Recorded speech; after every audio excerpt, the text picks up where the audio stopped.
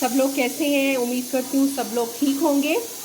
आज मैं मटन यखनी पुलाव बना रही हूँ। मटन यखनी पुलाव बनाने के लिए सबसे पहले हमें मटन की यखनी बनानी है। मैंने एक प्रेशर कुकर में तकरीबन 1.5 kg मेरे पास मटन था, वो इसमें ऐड कर दिया है। इसमें मैंने तकरीबन 5 ग्लास जो है वो पानी के ऐड किए हैं, और 2 मैंने इसमें जो फुल बड़े वाले जवे होते हैं वो लहसुन के छील के ऐड कर दिए हैं, थोड़ी सी अदरक ऐड कर दी है। अब मैं इसमें डिफरेंट स्पाइसेस जो हैं वो ऐड करने जा रही हूँ। स्पाइसेस में मेरे पास 1.5 टीस्पून जो है वो सॉल्ट है, 3 छोटी इलायचियाँ हैं, ये 3-4 दालचीनी के पीसेस हैं, 2 मेरे पास ये बादियान के फूल हैं, 3 ये मेरे पास बड़ी इलायचियाँ हैं, ये कुछ लौंग हैं, ये कोई 15-16 जो है मेरे पास काली मिर्च है, 2 टीस्पून जो है मेरे पास ये कोरिएंडर है, और 2 ही टीस्पून जो मेरे पास है ये सौंफ है। इन सबको मैं इसके अंदर ऐड कर दूंगी और तकरीबन 10 मिनट के लिए प्रेशर कुकर जो है वो अच्छी तरह से गल गया है, और ये हमारी यखनी जो है वो रेडी हो गई है। अब हम यखनी पुलाव की तरफ जाते हैं कि यखनी पुलाव कैसे बनेगा। अब हम पुलाव बनाने की तैयारी कर रहे हैं। हमने एक बड़े पैन में ऑयल डाला है। ऑयल डालने के बाद इसमें हमने 2 मीडियम साइज़ के प्याज लिए, वो हम इस पर ब्राउन करेंगे। इनको बहुत ज़्यादा ब्राउन नहीं करना, अच्छा सा गोल्डन ब्राउन करना है।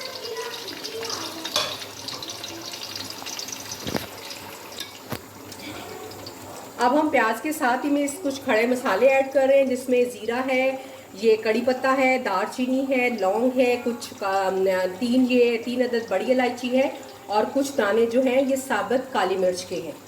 ये साथ ही प्याज के अच्छी तरह से फ्राई हो जाएंगे और एक अच्छी सी खुशबू देंगे।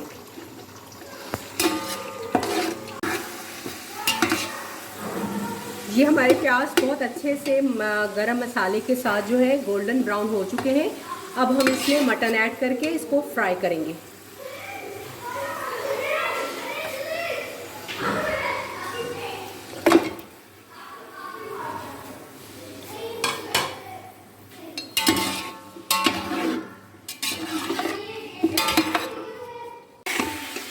अब मटन इसमें बड़े अच्छे से फ्राई हो गया है।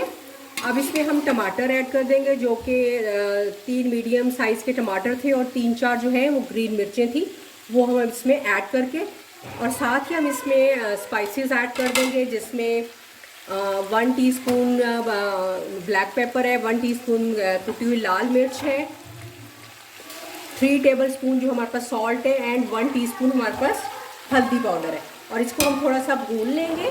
भूनने के बाद हमारे पास जो यखनी बची हुई है वो, और साथ ही हम इसमें लीमू डाल देंगे। 1 अदद बड़े साइज़ का लीमू था मेरे पास, अब मैंने वो डाल दिया है।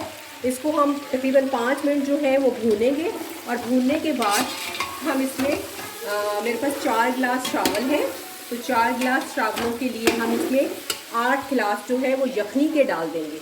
और जब यखनी को बॉयल आ जाएगा तो हम इसमें चावल डाल के उसको दम पे रख देंगे। थोड़ा सा भून लिया है। अब इसमें थोड़ा सा योगर्ट भी हम ऐड कर देते हैं, ताकि मसाले जो हैं वो अच्छी तरह से मिक्स हो जाए।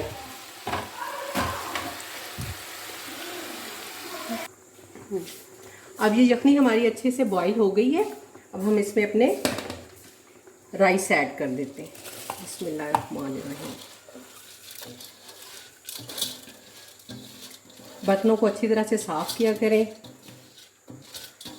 अगर आपको मेरी वीडियोस पसंद आती हैं तो प्लीज़ लाइक और शेयर कीजिए, और अगर अभी तक आपने मेरा चैनल सब्सक्राइब नहीं किया तो प्लीज़ इसको सब्सक्राइब कीजिए, ताकि मेरी हर नई आने वाली वीडियो सबसे पहले आप तक पहुंचे। ये देखिए मैंने राइस ऐड कर दी है। राइस ऐड करके अब मैं इसको कवर कर दूंगी, और इसको हम तब तक पकाएंगे जब तक ये यखनी जो है राइस में अच्छी तरह से एब्जॉर्ब नहीं हो जाती। उसके बाद हम इसको 15 मिनट्स के लिए दम पे रख देंगे, तो हमारा मज़ेदार सा यखनी पुलाव रेडी हो जाएगा।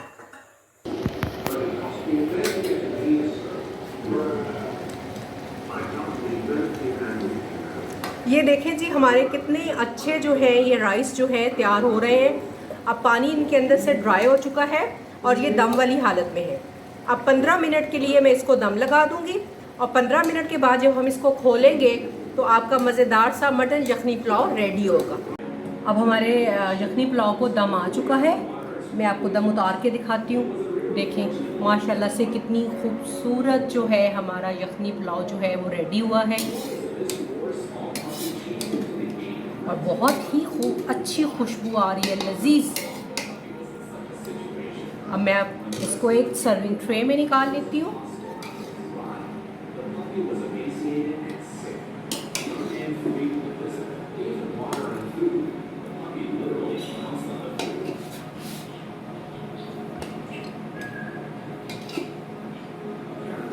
हमारा ज़बरदस्त सा यखनी पुलाव रेडी है। इसके साथ मैंने कचूमर सैलेड बनाया है और साथ मैंने दही का रायता बनाया है। ये एक ज़बरदस्त कॉम्बिनेशन है। आप इसको दोपहर में या रात में अपने लंच या डिनर में इंजॉय कीजिए और मेरी रेसिपीज़ को लाइक और शेयर कीजिए और प्लीज़ चैनल को सब्सक्राइब कीजिए। Thank you.